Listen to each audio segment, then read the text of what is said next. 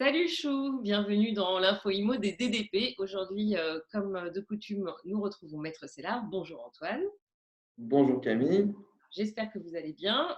On va aborder un sujet délicat aujourd'hui qui est la succession, la donation et succession en période de Covid. D'abord, la première question, c'est est-ce le moment de faire des donations pendant le confinement? Alors, je ne sais pas si c'est le moment, en tout cas, c'est le moment d'y réfléchir puisqu'on a le temps. La question de la transmission de son vivant, évidemment, elle est plus que jamais d'actualité parce que nous, on voit bien que nos clients ont eu un espèce d'électrochoc suite à cet état sanitaire et souhaitent anticiper et évidemment anticiper le pire scénario. Donc, anticiper, c'est anticiper la transmission de leur patrimoine à leurs enfants, qu'il s'agisse de patrimoine immobilier, de liquidité, de valeur mobilière, peu importe. Et l'objectif, finalement, il est le même qu'avant la crise, c'est de faire en sorte qu'à leur décès, tout ait été prévu et anticipé, et notamment la répartition entre les enfants. Et donc, anticiper tout conflit ou mésentente. Voilà, après, il y a plusieurs mécanismes de transmission, évidemment, qui fonctionnent très bien. Et accessoirement, plus on anticipe, plus la fiscalité va être optimisée. Je pense très classiquement à la donation en démembrement de propriété, où plus l'on transmet jeune, plus la fiscalité est faible. Donc, c'est vraiment le mot d'ordre, c'est d'anticiper. Ça reste la meilleure stratégie patrimoniale, qu'on soit dans une période de Covid ou pas.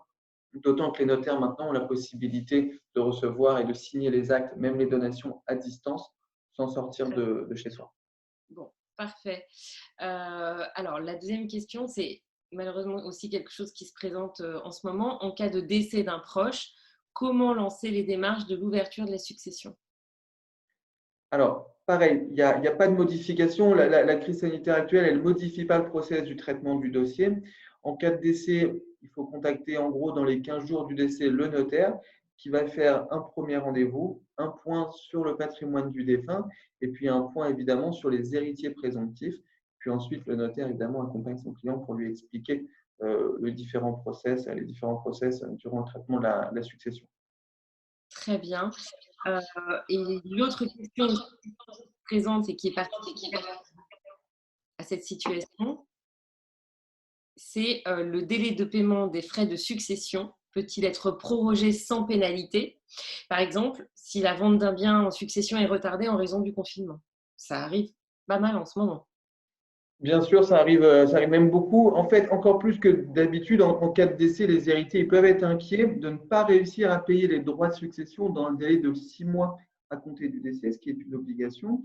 Dans le cadre de la crise sanitaire actuelle, l'article 2 de l'ordonnance du 25 mars 2020 ne s'applique pas au recouvrement des impôts. En bref, ça veut dire que crise sanitaire ou pas, il y a 6 mois pour envoyer la déclaration de succession. C'est un délai classique, il n'y a aucun délai qui a été suspendu. Donc, en pratique, si on a une difficulté, si par exemple on n'arrive pas à vendre l'appartement du défunt, justement parce qu'on est en période de confinement, même si en théorie on n'a pas de recours, en pratique, il peut être opportun évidemment d'adresser un mail ou un courrier à son service des impôts pour expliquer cette impossibilité de respecter les délais, parce que, comme je vous le disais, il n'est pas possible par exemple de vendre ce bien.